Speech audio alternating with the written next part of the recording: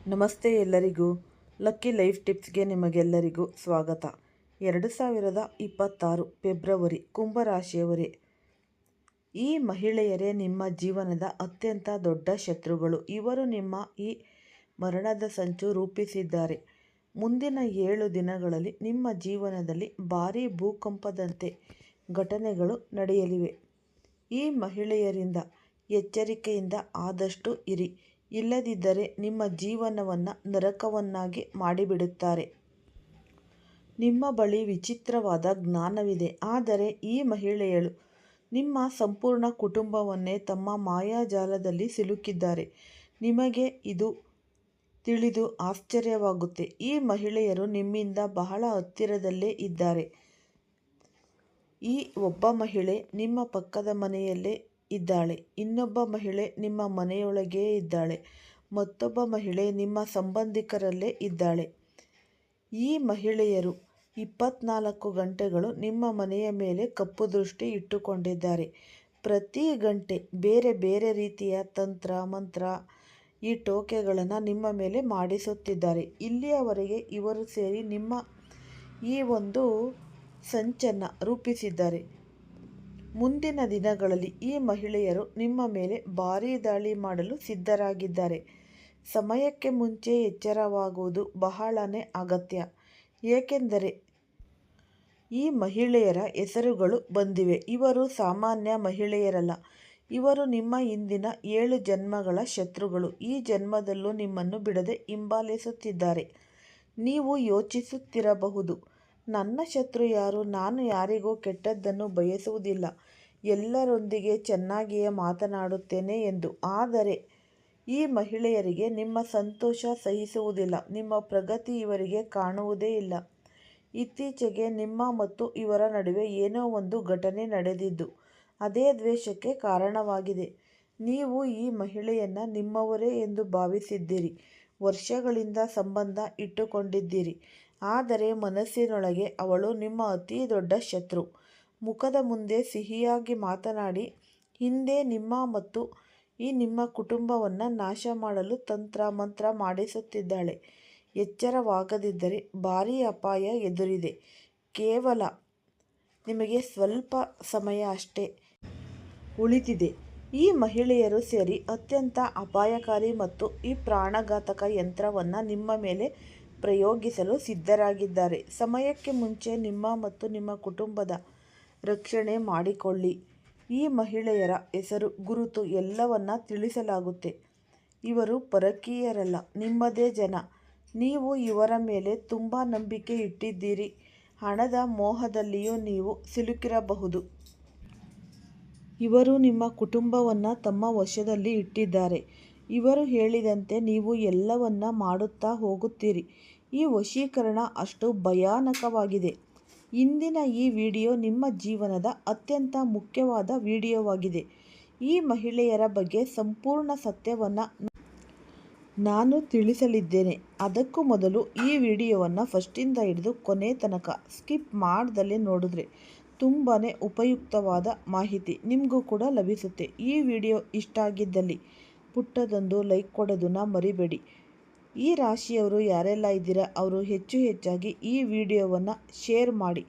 ಓಂ ಶ್ರೀ ಶನೇಶ್ವರಾಯ ನಮಃ ಅಂತ ಕಮೆಂಟ್ ಬಾಕ್ಸ್ನಲ್ಲಿ ಕಮೆಂಟನ್ನು ಹಾಕಿ. ಇಲ್ಲಾಂದರೆ ನಿಮ್ಮ ಮನೆ ದೇವರು, ನಿಮ್ಮ ಕುಲದೇವರ ಹೆಸರನ್ನು ಈ ಕಮೆಂಟ್ ಬಾಕ್ಸ್ನಲ್ಲಿ ಹಾಕಿ. ಜೀವನದ ಮಹತ್ವದ ಪಾಠವೊಂದನ್ನು ನೆನಪಿಟ್ಟುಕೊಳ್ಳಿ. ಯಾವತ್ತೂ ಯಾರಿಗೂ ಅತಿಯಾಗಿ ಅವಲಂಬಿತರಾಗಬೇಡಿ. ಈ ಮನುಷ್ಯ ಸ್ವಾರ್ಥಿ.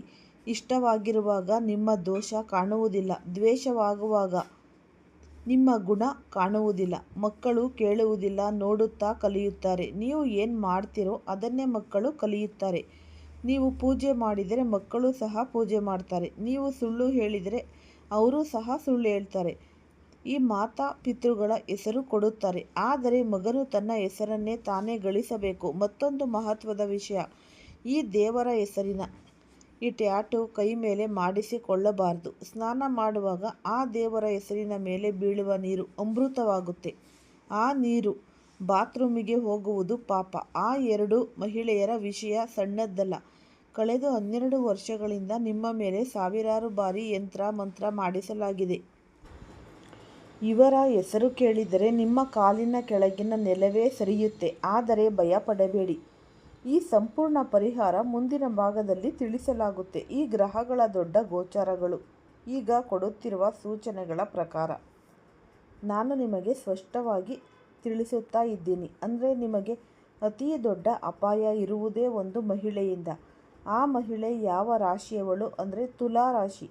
ಹೌದು, ಈ ತುಲಾ ರಾಶಿಗೆ ಸಂಬಂಧಿಸಿದ ಹೆಂಗಸರು, ತುಲಾ ರಾಶಿಗೆ ಸಂಬಂಧಿಸಿದ ಹೆಸರಿರುವ ಈ ಮಹಿಳೆಯಿಂದ ನಿಮಗೆ ಬಹಳಷ್ಟು ಈ ಜಾಗೃತಿ ಅಗತ್ಯ.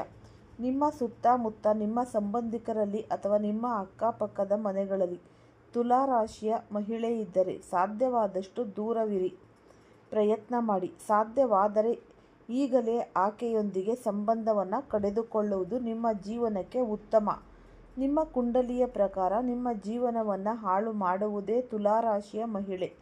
ಈ ತುಲಾರಾಶಿಯ ಮಹಿಳೆ ನಿಮ್ಮ ಮೇಲೆ ನಡುವೆ ಸಂಬಂಧ ಈ 36ರ ಅಂಕಿಯಾಗಿರುತ್ತದೆ. ಪ್ರಾರಂಭದಲ್ಲಿ ಆಕೆಯೊಂದಿಗೆ ಸ್ನೇಹ ತುಂಬಾ ಚೆನ್ನಾಗಿರುತ್ತೆ, ಸಂಬಂಧ ಗಟ್ಟಿಯಾಗುತ್ತೆ. ಕೆಲವೊಮ್ಮೆ ನೀವು ಆಕೆಯ ಪ್ರೀತಿಯಲ್ಲೂ ಬೀಳಬಹುದು, ಸಂಬಂಧಗಳು ತುಂಬ ಆಳವಾಗಬಹುದು. ಆದರೆ ಒಂದು ಈ ಸಮಯ ಅನ್ನೋದು ಬರುತ್ತೆ, ಅದೇ ಮಹಿಳೆ ನಿಮ್ಮ ಜೀವನವನ್ನು ಸಂಪೂರ್ಣವಾಗಿ ಹಾಳು ಮಾಡೋದು, ನಿಮ್ಮ ಹಿಂದೆ ನಿಂತು ನಿಮ್ಮನ್ನು ನಾಶ ಮಾಡುವವಳು ಆಕೆಯೇ. ಈಗಾಗಲೇ ಇದು ನಡೆಯುತ್ತಿದೆ. ಏನೋ ನೀವು ಆಕೆಯ ಮಾಯಾಜಾಲದಲ್ಲಿ ಸಿಲುಕಿದ್ದೀರಿ. ಆಕೆಯ ಮೇಲೆ ನಿಮಗೆ ಸಂಶಯವೂ ಬರುವುದಿಲ್ಲ, ಅಷ್ಟೊಂದು ಗಟ್ಟಿಯಾದ ಬಂಧನ ಇದೆ. ಆದರೆ ಈಗ ಹೊರಬರುವುದು ಅತ್ಯಂತ ಅಗತ್ಯ. ಕಳೆದ 2 ವರ್ಷಗಳಲ್ಲಿ ಈ ರೀತಿಯ ಮಹಿಳೆಯರು ನಿಮ್ಮ ಜೀವನವನ್ನು ಬಹಳಷ್ಟು ಹಾಳು ಮಾಡಿದ್ದಾರೆ. ನಿಮ್ಮ ಮನೆಯಲ್ಲೂ ಸಮಸ್ಯೆಗಳು ಹೆಚ್ಚಾಗಿವೆ. ಮನೆಯವರು ಹೆಚ್ಚು ಅಸ್ವಸ್ಥರಾಗುತ್ತಿದ್ದಾರೆ, ಜನಗಳು ಹೆಚ್ಚಾಗಿದ್ದಾರೆ. ಈ ಮನೆಯ ವಾತಾವರಣ ಮೊದಲಿನಂತೆ ಇಲ್ಲ. ಮೊದಲು ನಿಮ್ಮ ಈ ಅದೃಷ್ಟ ನಿಮ್ಮ ಜೊತೆಗೆ ಇತ್ತು. ನೀವು ಹೇಗಾದರೂ ಹಣ ಸಂಪಾದಿಸುತ್ತಿದ್ರಿ, ಕುಟುಂಬವನ್ನು ನಡೆಸುತ್ತಿದ್ರಿ. ಆದರೆ ಈಗ ಹಣ ಗಳಿಸುವುದೇ ಕಷ್ಟವಾಗಿದೆ.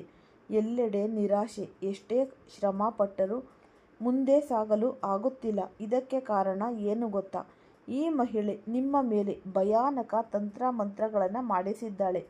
ಆದ್ದರಿಂದ ನಿಮ್ಮ ಪ್ರಗತಿ ನಿಂತು ಹೋಗಿದೆ, ಹಣದ ಹರಿವು ಕಡಿದಿದೆ. ನೀವು ಒಳ್ಳೆಯ ವ್ಯಕ್ತಿ, ಆದರೆ ಒಳ್ಳೆಯವರಿಗೆ ಶತ್ರುಗಳು ಹೆಚ್ಚು. ನೀವು ಯಾರಿಗೂ ಕೆಟ್ಟದ್ದೇ ಮಾಡದಿದ್ದರೂ ನಿಮ್ಮ ಬೆಳವಣಿಗೆ ನೋಡಿ ಅಸೂಯೆಯಿಂದ ದುರುದ್ದೇಶ ಮಾಡುತ್ತಾರೆ ಈ ಮಹಿಳೆ. ನಿಮ್ಮ ಸಂಬಂಧದಲ್ಲೇ ಇರುವವಳು ಇನ್ನೊಂದು ಮಹಿಳೆಯ ಬಗ್ಗೆ ನೋಡೋಣ. ಅದಕ್ಕಾಗಿ ಈ ಮಾತುಗಳನ್ನು ಪೂರ್ಣವಾಗಿ ಕೇಳಿ. ಈ ಮಹಿಳೆ ನಿಮ್ಮ ಮನೆಯ ಸುತ್ತಲೇ ಇರುತ್ತಾಳೆ, ಕೆಲವೊಮ್ಮೆ ನಿಮ್ಮ ಮನೆಯಲ್ಲೇ ಇರಬಹುದು. ಆಕೆಯೊಂದಿಗೆ ನಿಮ್ಮ ಗಟ್ಟಿಯಾದ ಸಂಬಂಧವಿರಬಹುದು. ಈ ದೂರದ ಅಕ್ಕ ಪಕ್ಕ, ಈ ಭಾವ, ಅತ್ತೆ, ಮಾವ, ಈ ರೀತಿ ಸಂಬಂಧಿಗಳು ಆಗಿರಬಹುದು. ಎಲ್ಲ ಸಂಬಂಧಗಳು ಒಳ್ಳೆಯದೇ ಆಗಿರಲ್ಲ. ಕೆಲವು ಸಂಬಂಧಗಳು ಕೇವಲ ಹೆಸರಿಗಷ್ಟೇ. ಅವು ನಮ್ಮ ಜೀವನದಲ್ಲಿ ವಿಷ ಸುರಿಯುತ್ತವೆ. ಕೆಲವೊಮ್ಮೆ ನೀವು ಯಾರಾದರೂ ಮಹಿಳೆಯ ಪ್ರೀತಿಯನ್ನು ನಿರಾಕರಿಸಿದರೆ ಅಥವಾ ಹಣ ಕೊಡಲು ನಿರಾಕರಿಸಿದರೆ ಆಕೆಯ ಮನಸ್ಸಿನಲ್ಲಿ ದ್ವೇಷ ಬೆಳೆದಿರುತ್ತೆ. ಆ ದ್ವೇಷವೇ ಮುಂದೆ ತಂತ್ರಮಂತ್ರ ರೂಪದಲ್ಲಿ ಹೊರಬರುತ್ತೆ. ಮಹಿಳೆಯ ರಾಶಿ ಯಾವುದು? ಈ ಕರ್ಕ ರಾಶಿ. ಹೌದು, ಈ ಕರ್ಕ ರಾಶಿಯ ಮಹಿಳೆ ನಿಮ್ಮ ಜೀವನಕ್ಕೆ ಅತಿ ದೊಡ್ಡ ಮುಳ್ಳು. ಆಕೆ ನಿಮ್ಮ ಹತ್ತಿರದ ಸಂಬಂಧಿಗಳೇ ಆಗಿರಬಹುದು ಅಥವಾ ಸ್ನೇಹಿತೆ ಆಗಿರಬಹುದು. ಆದರೆ ಗಮನದಲ್ಲಿ ಇಡಿ, ಕರ್ಕ ರಾಶಿಯ ಮಹಿಳೆಯೊಂದಿಗೆ ನಿಮ್ಮ ಹೊಂದಾಣಿಕೆ ಇಲ್ಲ. ಆಕೆ ನಿಮ್ಮ ಜೀವನಕ್ಕೆ ಬೆಂಕಿ ಹಚ್ಚುವವಳು. ಇನ್ನು ತಂತ್ರ ಮಂತ್ರ ನಿಜವಾಗಿಯೂ ಇರುತ್ತದೆಯೇ ಅಂದರೆ ಹೌದು, 100ಕ್ಕೆ 100 ಪಟ್ಟು ಸತ್ಯ. ನೀವು ನಂಬದಿದ್ದರೂ ಪರಿಣಾಮಗಳು ನಿಮ್ಮ ಮನೆ ಮಂದಿಗೆ ಬೀಳುತ್ತವೆ. ನೀವು ಮಾಡಬೇಕಾದದ್ದು ಏನು ಅಂತ ಅಂದರೆ ಮನೆ ಚೆನ್ನಾಗಿ ಸ್ವಚ್ಛ ಮಾಡಿ, ಹಳೆಯ ವಸ್ತುಗಳನ್ನು ತೆಗೆದುಹಾಕಿ ಮತ್ತು ಈ ಧೂಪ ಹಚ್ಚಿ, ಈ ಗಂಗಾಜಲ ನೀವು ಮನೆಯನ್ನೆಲ್ಲ ಸಿಂಪಡಿಸಿ ಶುದ್ಧೀಕರಣ ಮಾಡಿ. ನಂತರ ಹನುಮಾನ್ ಹೆಸರಿನಲ್ಲಿ ಪೂಜಿಸಿದ ಒಂದು ತೆಂಗಿನಕಾಯಿಯನ್ನು ಮನೆಯ ನೆಲದೊಳಗೆ ಹೂತುಬಿಡಿ. ಇದು ನಿಮ್ಮ ಮನೆಯ ರಕ್ಷಣಾ ಕವಚವಾಗುತ್ತೆ. ನಂತರ ಯಾವುದೇ ತಂತ್ರ ಮಂತ್ರ ಕೆಲಸ ಮಾಡೋದೇ ಇಲ್ಲ. ಹಾಗೆ ನೀವು ಈ ಹನುಮಾನ್ ಹೆಸರಿನ ದಾರವನ್ನು ಕೈಗೆ ಕಟ್ಟಿಕೊಳ್ಳಿ. ಆಮೇಲೆ ನಿಮ್ಮ ಶತ್ರು ನಿಮ್ಮ ಕೂದಲನ್ನು ಮುರಿಯಲಾರ. ಯಾವುದೇ ತಾಂತ್ರಿಕರ ಬಳಿ ಹೋಗಬೇಡಿ, ಮೋಸ ಹೋಗಬೇಡಿ. ನಿಮ್ಮ ಮನೆಯಲ್ಲಿ ಏನಾದರೂ ಅಸಾಮಾನ್ಯ ಅನುಭವಗಳ ಬಗ್ಗೆ ಯಾರೋ ಇದ್ದಾರೇನೋ ಅನಿಸುವುದು. ಈ ಹೆಜ್ಜೆಗಳ ಶಬ್ದ, ಏನೋ ಒಂದು ಬಾಗಿಲು ಮತ್ತು ಸ್ವಯಂ ತೆರೆಯುವುದು ಇವು ನಕಾರಾತ್ಮಕ ಶಕ್ತಿಗಳ ಸೂಚನೆ. ಇದು ಆತ್ಮ ಅಲ್ಲ, ಪೂರ್ವಜರ ಶಾಪ. ಅದು ತಂತ್ರ ಮಂತ್ರದಿಂದ ಹುಟ್ಟಿದ ಈ ನಕಾರಾತ್ಮಕ ಶಕ್ತಿ. ನಿಮ್ಮ ಮನೆಯ ಜೀವನ ಅಮೂಲ್ಯ. ನೀವು ಎಚ್ಚರಿಕೆಯಿಂದ ನೀವು ಇದ್ದರೆ ಏನೂ ಕೂಡ ಆಗಲ್ಲ. ನಿಮ್ಮ ಮನೆಯಲ್ಲಿ ಅಥವಾ ಜೀವನದಲ್ಲಿ ಏನಾದರೂ ತಪ್ಪಾಗಿದ್ದರೆ ನೀವು ಅತ್ಯಂತ ಎಚ್ಚರಿಕೆಯಿಂದ ಜಾಗ್ರತೆಯಿಂದ ನೀವು ಜೀವನವನ್ನು ಮಾಡಬೇಕಾಗುತ್ತೆ. ಆದಷ್ಟು ನೀವು ಈ ಅಕ್ಕಪಕ್ಕದವರೇ ಆಗಿರಲಿ, ನಿಮ್ಮ ಆತ್ಮೀಯರೇ ಆಗಿರಲಿ, ನಿಮ್ಮ ಸ್ನೇಹಿತರು, ಬಂಧು ಬಳಗ ಎಷ್ಟು ನಂಬಬೇಕೋ ಅಷ್ಟು ನಂಬಬೇಕು. ಅತಿಯಾಗಿ ನೀವು ನಂಬಿ ಮನೆಯ ವಿಷಯಗಳನ್ನೆಲ್ಲ ಅವ್ರ ಹತ್ರ ನೀವು ಶೇರ್ ಮಾಡ್ಕೊಳ್ಳಿಕ್ಕೆ ಹೋಗಬಾರ್ದು. ಹಾಗಾಗಿ ಆದಷ್ಟು ನೀವು ಜಾಗ್ರತೆಯಿಂದ ಇರಿ. ಈ ಸರಳ ವಿಧಿವಿಧಾನಗಳನ್ನು ನೀವು ಮಾಡಿಕೊಳ್ಳಿ. ಮತ್ತು ಈ ಅಶ್ವತ್ಥಕಟ್ಟೆ ಮರ ಅಂತ ಇರುತ್ತೆ, ಅಲ್ಲಿ ನೀವು ಹೋಗಿ ಈ ಸಾಸಿವೆ ಎಣ್ಣೆಯ ದೀಪವನ್ನು ಹಚ್ಚಿ ಬನ್ನಿ. ನಿಮಗೆ ಯಾವುದೇ ಈ ನರದೃಷ್ಟಿ, ಮಾಟ ಮಂತ್ರ ಏನು ಕೂಡ ನಿಮ್ಮ ಹತ್ತಿರ ಕೂಡ ಸುಳಿಯುವುದಿಲ್ಲ. ನಂತರ ಈ ತುಳಸಿ ಗಿಡ ಅಂತ ಎಲ್ಲರ ಮನೆಯಲ್ಲೂ ಇದ್ದೇ ಇರುತ್ತೆ. ತುಳಸಿ ಗಿಡಕ್ಕೆ ನೀವು ಆದಷ್ಟು ಈ ಹಸಿ ಹಾಲು ಬೆಲ್ಲ ಈ ತುಳಸಿ ಗಿಡಕ್ಕೆ ಹಾಕೋದ್ರಿಂದ ನಿಮ್ಮ ಈ ದಟ್ಟ ದರಿದ್ರತನ, ಬಡತನ ಎಲ್ಲವೂ ಸಂಪೂರ್ಣವಾಗಿ ನಾಶವಾಗುತ್ತೆ. ನಿಮ್ಮ ಮನೆಯಲ್ಲಿ ಏಳಿಗೆ, ಅಭಿವೃದ್ಧಿ, ಯಶಸ್ಸು ನಿಮಗೆ ಕೂಡಿ ಬರುತ್ತೆ. ಅದರಲ್ಲೂ ಕೂಡ ಈ 2026 ಕುಂಭರಾಶಿಯವರಿಗೆ ತುಂಬಾ ಚೆನ್ನಾಗಿದೆ. ಆದಷ್ಟು ನೀವು ಚೆನ್ನಾಗಿದೆ ಅಂತ ಎಲ್ಲ ಕೆಲಸದಲ್ಲೂ ಯಶಸ್ಸು ಸಿಗುತ್ತೆ ಅಂತ ನಾವು ಹೇಳೋಕ್ಕಾಗಲ್ಲ. ನೀವು ಜಾಗ್ರತೆಯಿಂದ ಇದ್ದು ಎಲ್ಲದರಲ್ಲೂ ಆದಷ್ಟು ನಂಬಿಕೆ ಇಟ್ಟು ನೀವು ಎಲ್ಲ ಕೆಲಸದಲ್ಲೂ ಹೆಜ್ಜೆ ಇಡಬೇಕಾಗುತ್ತೆ. ಬುಧವಾರ 4ನೇ ತಾರೀಕು ಈ ಬುಧ ಅಧಿಪತಿ ಆಗಿರೋದ್ರಿಂದ ನೀವು ಆದಷ್ಟು ಈ ಹಸಿರು ಮೇವು ಇಲ್ಲಾಂದರೆ ಹಸಿರು ತರಕಾರಿಗಳು ಈ ಹಸುವಿಗೆ, ಗೋಮಾತೆಗೆ ತಿನ್ನಿಸುವುದರಿಂದ ನಿಮ್ಮ ಜೀವನದಲ್ಲಿ ಅಖಂಡ ರಾಜಯೋಗ, ಧನಪ್ರಾಪ್ತಿ ಯೋಗ ಕೂಡಿ ಬರುತ್ತೆ. ಆದಷ್ಟು ಈ ಪ್ರಾಣಿ ಪಕ್ಷಿಗಳಿಗೆ ಆಹಾರ, ಅಕ್ಕಿ ಕಾಳು ಇದನ್ನು ನೀಡಿ. ಮತ್ತು ಈ ನಾಯಿಗೆ ಸಿಹಿ ರೊಟ್ಟಿಯನ್ನು ಕೊಡಿ. ಈ ವಿಡಿಯೋ ಇಷ್ಟ ಆಗಿದ್ದರೆ ಲೈಕ್ ಮಾಡಿ, ಶೇರ್ ಮಾಡಿ, ಸಬ್ಸ್ಕ್ರೈಬ್ ಮಾಡಿ. ಧನ್ಯವಾದಗಳು.